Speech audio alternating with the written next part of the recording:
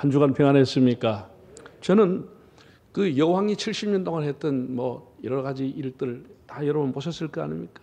나는 그걸 쭉 보면서 제 마음에 느껴진 것은 정말 야, 보통 사람은 아니구나. 예, 그런 걸 느꼈습니다. 예. 물론 70년 동안에 영국과 영영방 수십 개 나라의 군주와 왕으로 있었다고 하는 것도 매우 영광스러운 일이지만 얼마나 힘들었겠습니까? 여성의 몸으로 얼마나 1, 2차 대전을 겪으면서 겪던 게 얼마나 힘들었겠습니까? 그런데 그 마음을 지켰다고 하는 것, 그 초심과 중심을 끝까지 지키고 영국 국민을 섬기며 살아왔다고 하는 것이 너무나 놀랍다, 이런 생각을 가집니다. 여러분, 사람이 한 자리에 30년 있는 것도 힘듭니다. 30년 동안 있도록 사람들이 두지 않습니다. 50년 더욱 힘듭니다. 흔들어 버립니다. 본인도 흔들려서 더 이상 못합니다. 그런데 70년을 한 자리에 있었습니다. 외로운 자리입니다. 한결같은 마음으로 품위를 유지하면서 사사로운 감정 표출하지 않으면서 정치적인 견해도 얘기하지 않으면서 그 중심을 잡고 왔습니다. 수많은 총리가 바뀌었지만 그 중심에 여왕이 영국을 붙들고 있었습니다. 자녀들의 결혼, 왕세손의 출산, 자녀들의 이혼, 한때 며느리였던 다이애나의 죽음, 그래서 영국의 군주제를 폐지하자는 운동이 일어났고 얼마나 그때마다 마음이 힘들고 고달팠겠습니까? 그러나 마음을 잘 관리하고 잘 다스렸습니다. 그렇게 수많은 영국 사람들이 와서 도열하고 밤을 새워 거기에 13시간 이상 기다려서 그 관을 한번 보려고 마지막 굿바이 퀸이라는 말을 한마디 하고 싶었어. 수많은 사람이 밤을 새워 서 있는 것을 여러분 보지 않습니까? 마음을 지키고 살았다고 하는 것. 마음을, 영국을 다스리기 전에 엘리자베스는 자기의 마음을 다스렸다고 하는 것이 아주 우리에게 감동을 줬다, 이렇게 저는 평가합니다. 그래서 오늘 두 가지 마음에 대한 얘기를 여러분에게 함께 나누려고 합니다. 개개인의 삶을 컨트롤하는 것은 마음입니다. 여러분, 코끼리가 왜 멸종돼 갑니까? 코끼리 고기 먹고 싶어서 코끼리 잡는 사람 없습니다. 다 코끼리를 사냥하는 사람은 코끼리의 상아를 가져가기 위해서 그 집채 많은 코끼리를 죽이는 것입니다. 고기 때문에 죽이지 않고 상아가 갇히기 때문에 상아를 가져가려고 코끼리가 순환을 나가고 있습니다. 여러분, 그 덩치 큰 곰이 왜 멸종을 당하고 있습니까? 누가 그를 잡아먹습니까? 결국은 사람입니다. 무엇 때문에 곰이 죽지요? 의학적으로도 아무런 분석이 없는 그 곰이 웅담이 좋다는 소문 때문에 특별히 한국의 아저씨들이 좋아해가지고 그 곰이 수없이 죽어서 멸종위기입니다. 한국의 호레이가 왜 그렇게 멸종입니까? 호레이는 죽어서 뭘 남겨요? 그놈의 호피 가죽 때문에 가죽이 비싸게 판매되고 가죽을 자기 집에 전시하고 박제 만들려고 그렇게 호레이가 멸종돼 버린 것입니다. 호레이 고기 먹으려고 호레이 죽이지 않습니다. 어떤 짐승은 털이 아주 부드럽고 따뜻해서 지명대로 못 살고 수십만 마리의 밍크가 다 그래가지고 명대로 못 살고 죽고 옷을 하나 남기고 죽습니다. 어떤 짐승은 가죽이 좋아서, 가죽이 질기고 좋아서, 그래서 늑대, 여우 고기 잡아먹으려고 죽여요? 다 껍데기 벗기고 그 털 가지고 뭘 하려고 다 죽이는 거예요. 집에서 기르는 가축은 거의 고기 때문에 죽습니다. 고기 먹으려고. 그러나 야생동물들은 다 사슴도 뿔 때문에, 코끼리도 상아 때문에, 가죽 때문에, 털 때문에, 안에 있는 것이 아니고 밖에 있는 것 때문에 다 사냥을 당하고 죽습니다. 그것이 가장 중요하고 가치이기 때문에. 여러분, 사람에게 가장 중요한 게 뭐예요? 사람에게 가장 중요한 거, 일반적으로 이렇게 물으면 다 뇌라고 합니다. 머리라고 하죠. 뭐 틀린 것은 아니라고 봅니다. 그런데 사람에게 가장 중요한 것은 심령이라고 하는 겁니다. 한 따라 합시다. 심령, 마음과 영혼, 이것이 사람이 가장 핵심입니다. 영혼이 떠나면 사람이 끝나는 겁니다. 나이와 상관없이 영혼이 떠나면 끝나는 겁니다. 심령이라고 하는 것이 사람이 이루는 핵심입니다. 오늘은 제가 그 중에서도 마음에 대해서 초점을 맞추겠습니다. 마음이라고 하는 것이 여러분의 일생을 끌고 가는 겁니다. 목적이 끌고 간다, 무슨 물질이 끌고 간다, 그거 아닙니다. 마음이 여러분을 평생을 끌고 가는 겁니다. 마음이 어디에 있느냐에 따라서 그 사람의 인격과 삶의 질, 그리고 신앙이 다 결정나버리는 것입니다. 그 사람 IQ가 얼마냐, 얼마나 재능이 있냐, 얼마나 무슨 능력이 있느냐, 얼마나 지식이 많으냐, 이런 것은 그 사람의 수입과 관계되는 것이지 인격하고 아무 관계가 없습니다. 돈 많다고 인격이 좋아요? 뭐 그럴 수도 있겠지만 그 같지 않아요. 사람이 가지고 있는 지식과 능력이라고 하는 것, 기술이라고 하는 것, 이런 것은 그 사람의 수입과 관계되지 인격과 신앙과는 관계없습니다. 무엇이 그 사람의 인격과 신앙과 관계있느냐? 마음이라고 하는 사실입니다. 마음이라고 하는 사실. 얼마나 사람답게 살아가느냐? 그 사람 마음에 달려 있습니다. 예. 옛날에 중국 사람들은요, 이걸 깨달은 것 같아요. 제가 한자를 좀 이렇게 공부해 보면 한자하고 성경하고 꽤나 맞는 게 많습니다. 아주 깜짝 놀랄 정도로 비슷해요. 아, 중국 사람도 이게 어렴풋이 깨닫는 것 같아요. 그러니까 이 심장이라고 하는 것을, 이 모양을 만들어 가지고 발전시켜 가지고 한자로 마음심을 만들었습니다. 마음이라는 게 심장입니다. 중국 사람이 표현한 것을. 한번 한자를 한번 볼까요? 이게 심장을 이렇게 나중에 하면 여기 마음심이 나온다는 거예요. 제가 그려보니까 이건 비슷하게 나와요. 사람이 서로 사랑한다. 사랑은 몸으로 하는 게 아니에요. 말로 하는 게 아니에요. 뭐가 들어가 있어야 돼요? 사랑의 자가 들어있는 겁니다. 마음이 있어야 사랑이 돼요. 사람이 악한 짓을 한다. 마음에서 나온다는 거예요. 사람이 분노하고 성질낸다. 전부가 마음에서 발동이 된다는 거예요. 마음이 불이라는 거예요. 사람이 원망하는 것도 전부 마음이고, 부끄러운 것도, 사람이 어떤 것을 느끼는 것 전부가 마음입니다. 여러분, 우리가 주일날 안식일이라고 합니다. 안식일이 뭐예요? 휴식한다. 쉴 휴자, 쉴 식자를 씁니다. 뭐가 쉬어야 돼요? 마음이 쉬는 것이 안식이라는 거예요.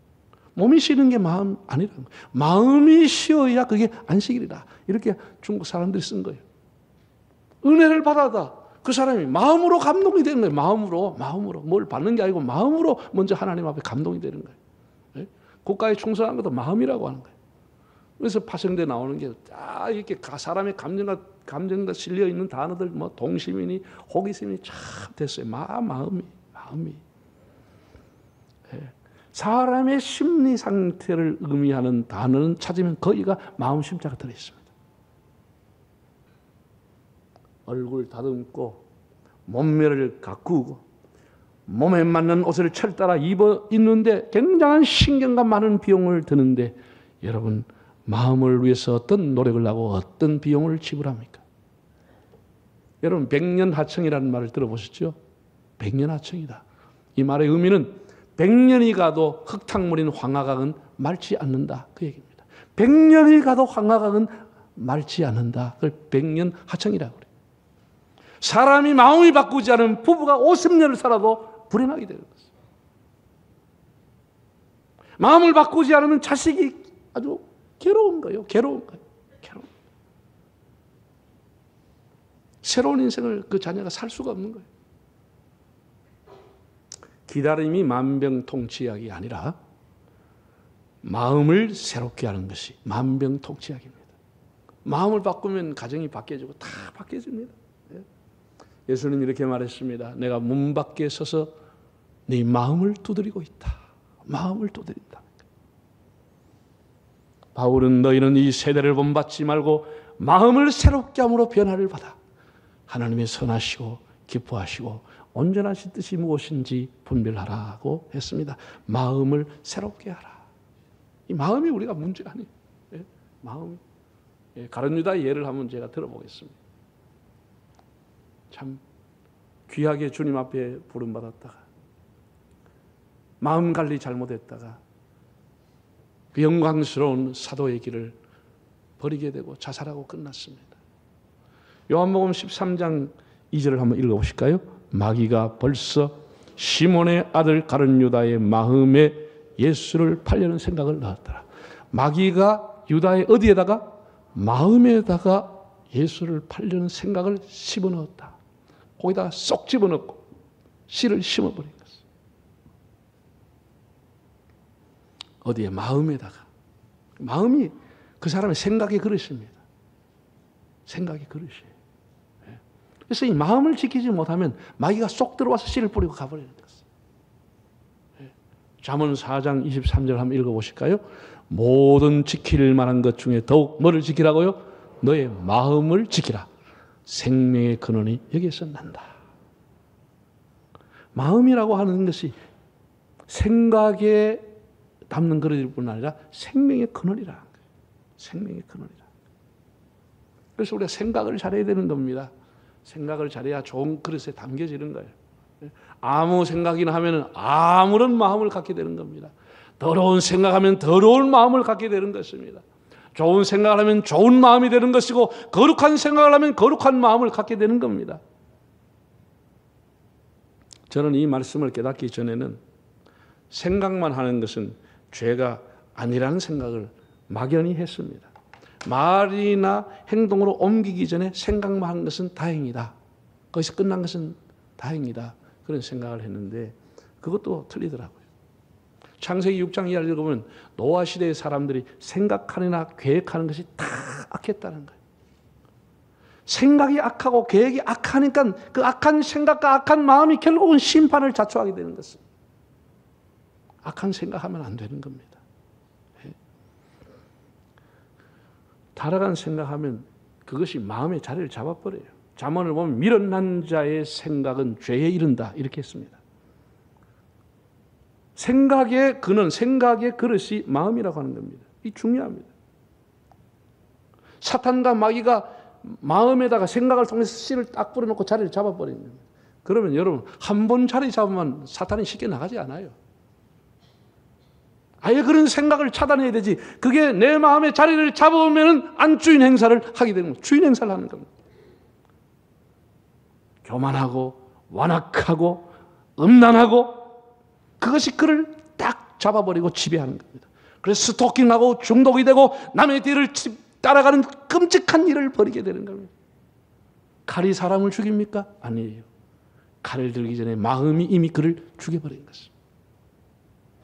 마음이 이미 그를 살인하는 것입니다. 마음이 이렇게 중요한 겁니다, 여러분. 네. 마음이 나를 만들고 내 인격과 신앙을 삶을 컨트롤하고 마음이 일평생 여러분의 삶을 지배합니다. 외모가 나를 지배하는 게 아니에요. 그건 다 시들시들해져요. 마음, 심령이라고 하는 것이 끝까지 나를 지배하게 되는 것입니다. 나를 이끌고 가는 것입니다. 여러분 선한 마음을 갖기를 바랍니다. 그래서 무엇보다도 우리가 마음을 절제하고 지켜야 합니다. 요즘 사람들이 자기 몸과 건강 지키려고 얼마나 힘씁니까? 정기적으로 병원 가서 종합검사하고 뭐 눈이 오든지 비가 오든지 우산 쓰고 이제 운동하잖아요. 먹는 것 아무거나 안 먹습니다. 다 요즘은 먹는 것까지 신경 엄청 씁니다. 텔레비전 보면 전부 먹방이고 뭘 먹어라 엄청나게 신경 써 먹습니다. 또 사람들은 자기 재산을 증식시키기 위해서 자기 재산 지키기 위해서 엄청나게 머리털 다 빠집니다. 돈도 못 벌고 머리털만 다 빠집니다. 어느 부잣집에요. 은총 강도가 들어왔어요. 그래가지고 밤중에 그 주인이 한테 도와서 손들어라 하고 돈 내놔라 하면서 큰 행랑 가방을 집어 던졌어요. 다 담아라. 그랬더니 이 사람이 뭐 하겠다고 고개를 가오로 흔드니까 그 사람이 은총을 가지고 머리 가까이 대고 돈 낼래 죽을래 하니까 이 사람이 죽을래 하더랍니다.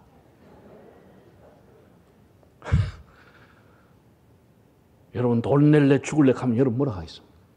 예? 잘 듣고 대답하세요. 나는 그 사람이 죽을래 하는 게 이해가 돼요. 그 사람이 돈을 벌기 위해서 얼마나 평생 고생할 거 아니에요? 자기는 죽으면 되지만 그 돈이라도 남아야 가족들이 먹고 살 거 아니야? 그리고 상당히 책임감이 있다 이런 생각이 듭니다. 살 만큼 살았는데 까짓 뭐 나 죽을란다. 돈은 내가 절대 못 주겠다. 그 이해가 되는데 예수님은 성경에서 이렇게 말했습니다. 사람이 온천을 얻고도 지 목숨을 잃으면 뭐가 소용이 있겠냐라고 했는데 둘 중에 알아서 판단하시기를 바랍니다. 돈 낼래 죽을래 하면 뭐예요? 사람이요 돈을 지키려고 굉장히 신경 쓰죠. 자기 자존심 시키려고 끝까지 싸우는 겁니다. 싸우는 거. 근데 이렇게 중요한 마음을 지키려고 얼마나 사람들이 발버둥 치고 노력하는가 생각을 해 보십시오. 사무엘상 1장 본문을 보면은 슬픈 여자, 외로운 여자, 눈물의 여자 한나가 나옵니다. 마음이라고 하는 말이 3번이나 나와요. 그대의 마음이 왜 그렇게 슬프냐? 남편이 그렇게 묻습니다. 10절에 보면 나는 한나가 마음이 괴로웠어. 하나님 앞에 통곡하며 기도했다. 15절을 보면 엘리 대제사장 앞에서 나는 마음이 슬픈 여자입니다. 나는 마음이 너무 추운 사람입니다. 마음이 슬픈 여자입니다. 가슴이 아픈 얘기입니다. 아이가 없었죠. 그래서 엘가나가 2번째 부인 브린나를 얻어가지고 아들을 낳았죠. 세상에 아들 낳았다고 이 여자가 얼마나 유세를 부리는지 한나는 날마다 조롱을 받고 멸시를 당하고 고통을 당하는 거예요. 스트레스가 엄청난 겁니다. 자존심이 다 빨폈습니다. 한나는 마음에 깊은 상처를 가지고 눈물로 세월을 보내서 자기 스스로를 소개하기는 나는 마음이 슬픈 여자입니다. 이렇게 했다니까. 마음이 슬픈 여자. 네. 여러분 우리가 남의 가슴에 비수를 꽂으면은 말 한마디로 너무 멸시하고 그러면은 안 되잖아요. 이건 노인들도요. 노인 상담 센터라고 하는 게 있어요. 거기에 신고한 게 보면은 노인들을 누가 가장 학대하느냐? 85%가 자기 가족이라고 그랬어요. 자기 아들이, 자기 딸이, 자기 며느리가 왔어. 왜 안 죽냐고 계속 괴롭힌다는 거예요. 밥이 먹고만 넘어가냐? 계속 괴롭힌다. 85%가 자식들 때문에 학대를 당하고 있다는 거예요. 죽고 싶다는 거예요. 부부 간에 누가 자를 괴롭혀요? 부모 자식 간에 누가 자를 가장 까시고 괴롭힙니까? 가족입니다. 가족의 학대를 말릴 수도 없고 간섭할 수도 없고 그런 거예요. 기가 막혀. 평생을 눈물로 살아가는 겁니다. 여성들이 나는 마음이 슬픈 여자입니다. 얼마나 가슴 아픈 얘기. 자, 이 한나가 깊은 상처를 받고 마음이 슬픈 여자로 눈물로 세월을 살아가는 겁니다. 자, 1장 6절 한번 읽어보실까요? 여호와께서 그에게 임신하지 못하게 하심으로 그의 적수인 브린나가 그를 심히 격분하게 하여 괴롭게 하더라. 세상에. 그 적수라 그랬어요. 라이벌이라 그랬어요. 브린나가. 그래가지고 격분시켰다는 거예요. 한나를 히브리어로 카스, 충동질하다, 약오르게 하다, 찌르다 이런 뜻을 갖고 있어요. 예. 날마다 가슴을 찌르는 거예요. 날마다 사람을 약이 오르게 하고 스트레스가 죽게 하는 거예요. 그래서 한나가 늘 울고 사는 거예요. 울고 살아요. 남편은 같이 살아도 천지를 몰라요. 마누라가 왜 우는지 몰라요. 멀컹하고 천지를 몰라요. 이 사람이 와서 자기 부인에게 뭐라고 하느냐. 1장 8절 한번 읽어볼까요? 기가 막힌 얘기야. 뭐라 그래요? 그 남편 엘가나가 그에게 이르되 한나야 어째서 울며 어째서 먹지 않고 어째서 그대 마음이 슬프냐. 내가 열나들보다 낫지 않냐. 이런 헛소리만 하는 거예요. 왜 울고 있는지 물어보지 않아. 자기 마음으로 판단하는 거예요. 내가 히브리어 단어를 보니까 마바카, 마아칼로, 마야라. 왜 안 먹고, 왜 잠 못 자고, 왜 그렇게 슬피 울냐 이렇게 물어봤던 거예요.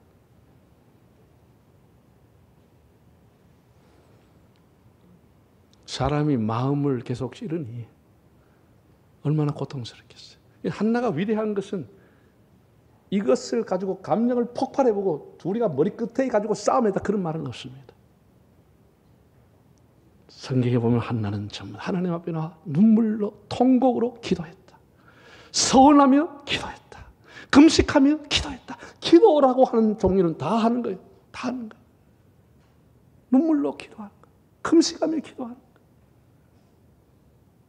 하나님 앞에 서운하며 기도하는 거예요. 그 감정을 사람에게 폭발하지 않고 마음을 다해서 하나님께로 향하게 되는 겁니다. 상한 마음을 다스리고 그걸 절제하는 게 얼마나 어려운 일입니까? 그 분노를 다 다스리고 그러면서 하나님 앞에 나가는 거예요. 여러분 교회일 하시다가 뭐 가정에 뭐 어떤 사회일 하다가 다 상처 많이 받죠. 상처 받아요. 그러나 감정을 폭발시켜 버리면 안 되는 거예요. 항상 우리는 마음에 위기를 품고 아픔을 품고 상처를 품고 하나님 앞에 심정을 토하시기를 바랍니다. 하나님이 위로하는 시간이 오는 겁니다. 하나님 다 보고 계시니까 하나님이 위로하는 시간이 다가오는 겁니다. 너 예수께 조용히 나가 내 마음을 쏟아놓으라. 하나님 앞에 나와서 마음을 쏟으라는 것입니다. 마음을 다해서 하나님 앞에 기도해서. 잠언 16장 32절 한번 보실까요? 노하기를 더디하는 자는 용사보다 낫고 자기의 마음을 다스리는 자는 성을 빼앗는 자보다 나으니라. 자기 마음을 다스리는 자. 남의 마음 자꾸 다스리려고 하지 말고 자기 마음을 다스리. 자기 마음. 바울은 내가 나를 쳐서 그리스도에게 복종한다고 했습니다. 아직도 덜 된 자, 아직도 욕심꾸러기인 자, 아직도 부족한 자, 그걸 보면서 나를 쳐서 내 마음을 절제하면서 다스리면서 살아가고 있다. 이렇게 표현한 것입니다. 마음을 다스릴 수 있다면 그 사람은 죄를 다스릴 수 있게 되는 겁니다. 우리가 주일을 성수한다, 교회 와서 봉사한다, 헌금을 드린다. 우리가 형편을 따라 하는 게 아닙니다. 우리의 마음이 확정되었기 때문에 하나님 앞에 평생을 그렇게 살아가는 것입니다. 우리 환경 따라 그렇게 하는 게 아닙니다. 사랑하는 성도 여러분, 우리 삶을 컨트롤하는 것은 평생도록 내 마음을 이끌어가는 것은 마음입니다. 심령입니다. 아주 중요합니다. 우리가 다른 것에 많은 노력을 하고 지키려고 가꾸려고 하는데 여러분 마음을 늘 언뜻 생각하면서 우리 마음이 바로 되어 있는가를 살펴보시기를 바랍니다. 내가 마음을 잘 지키고 있느냐? 내 마음에 악하고 더러운 것은 들어와 있지 않느냐? 자기 마음을 다스리는 자가 되어야 됩니다. 그렇게 아픔과 슬픔을 가지고 살았던 한나가 자기 마음을 지키고 잘 다스렸을 때 기도하면 떠오르는 기도의 크라운을 쓴 사람이 한나입니다. 기도의 여왕이 됐습니다. 마태복음 11장에 예수님 이렇게 말씀했습니다. 수고하고 무거운 짐진 자들아 다 내게로 오라. 내가 너희를 쉬게 하리라. 나는 마음이 온유하고 겸손하니 나에게 와서 배우라고 했습니다. 바울은 빌립보에서 이렇게 말했습니다. 너희 안에 이 마음을 품으라. 곧 그리스도 예수의 마음이다고 했습니다. 우리가 그 무엇보다도 마음이 소중함을 깨닫고 마음을 잘 관리해요. 평생토록 우리 이제 마음을 잘 관리해요. 온 마음을 다해서 하나님 사랑하고 우리 이웃을 사랑하면서 살아가는 복된 삶이 되시기를 바랍니다.